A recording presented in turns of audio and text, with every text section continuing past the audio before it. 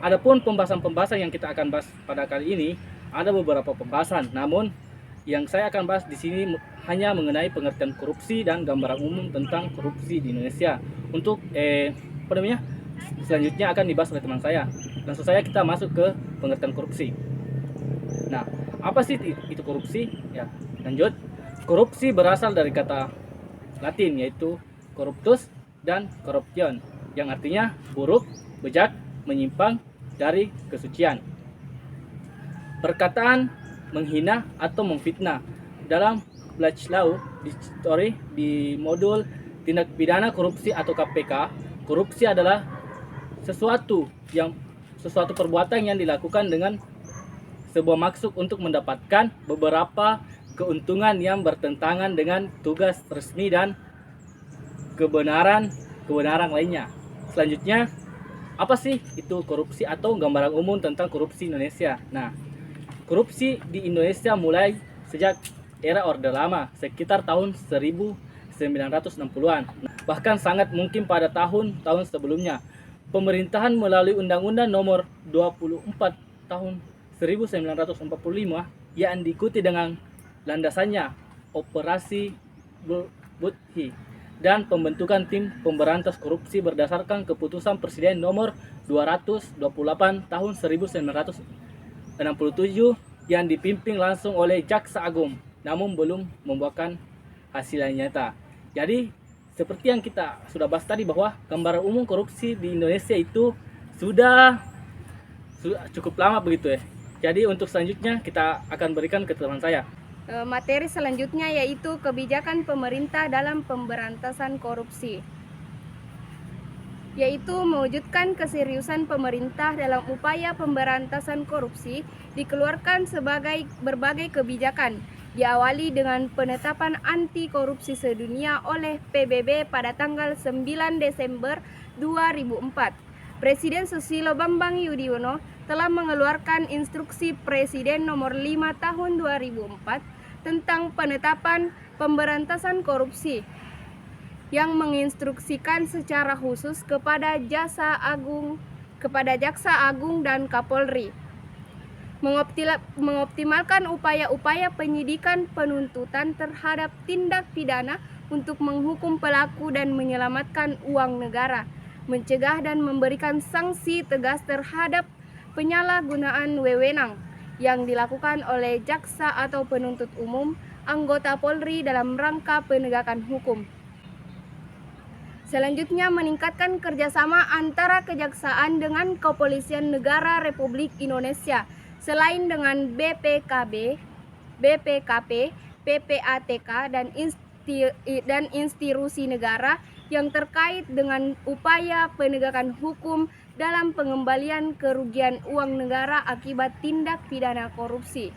Kebijakan selanjutnya adalah Rencana Aksi Nasional Pemberantasan Korupsi RANPK 2004 sampai dengan 2009.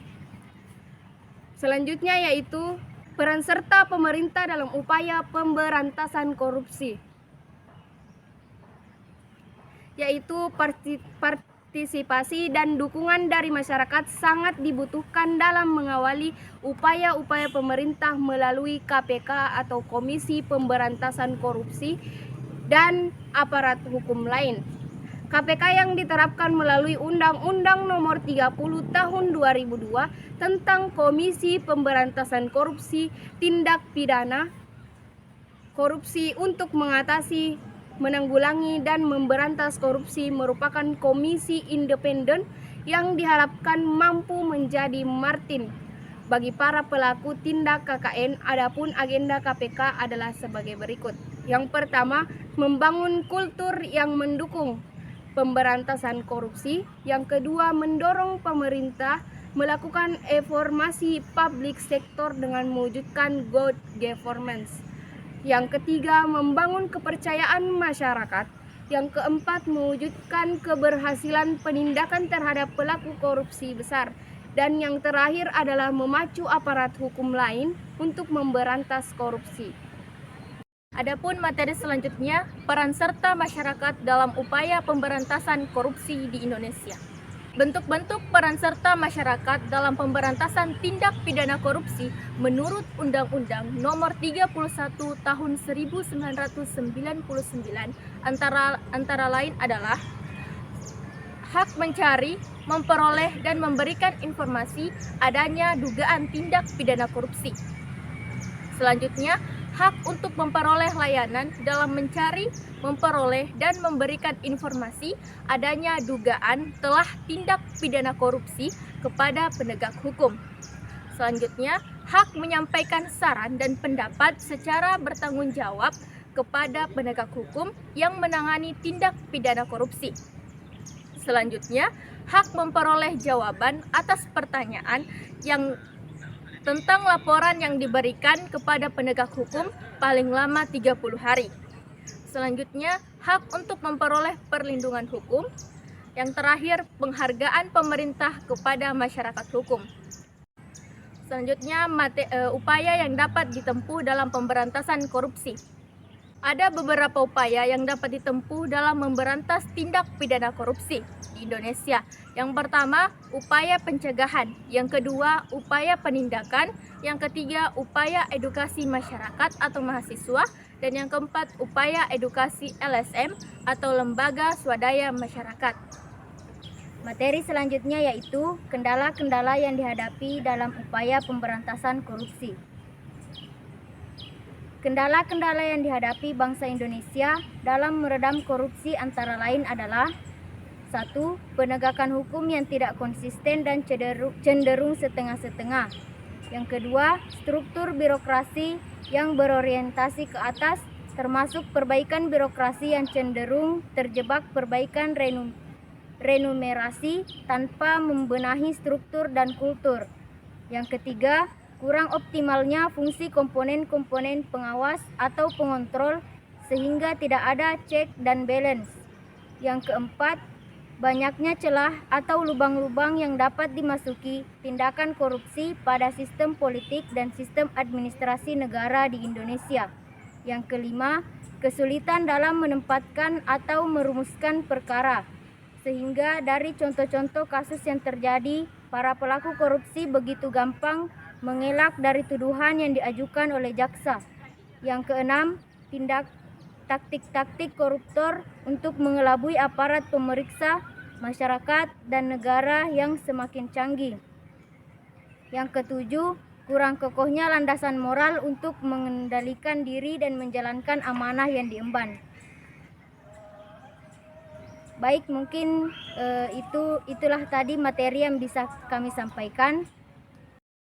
Adapun kesimpulan dari materi yang telah kami paparkan tadi yaitu korupsi berkaitan dengan kekuasaan, karena dengan kekuasaan itu penguasa dapat menyalahgunakan kekuasaannya untuk kepentingan pribadi, keluarga, dan kroninya.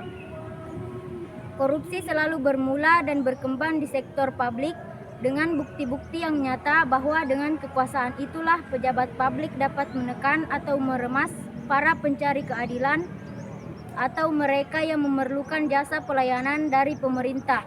Korupsi di Indonesia sudah tergolong kejahatan yang merusak tidak saja keuangan negara dan potensi ekonomi negara, tetapi juga telah meluluhlantahkan pilar-pilar sosial budaya, moral, politik, dan tatanan hukum dan keamanan nasional.